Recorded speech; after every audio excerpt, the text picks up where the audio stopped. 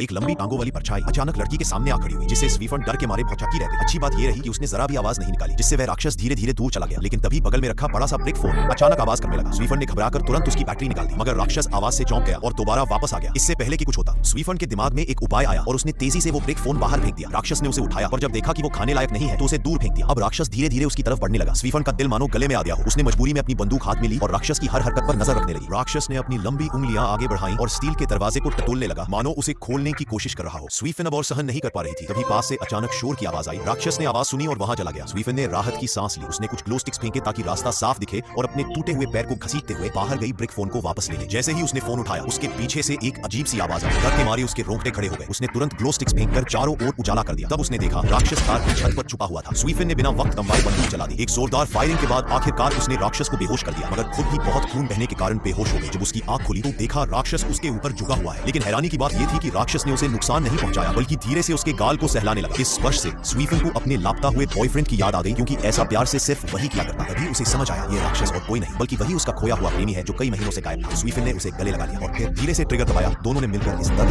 से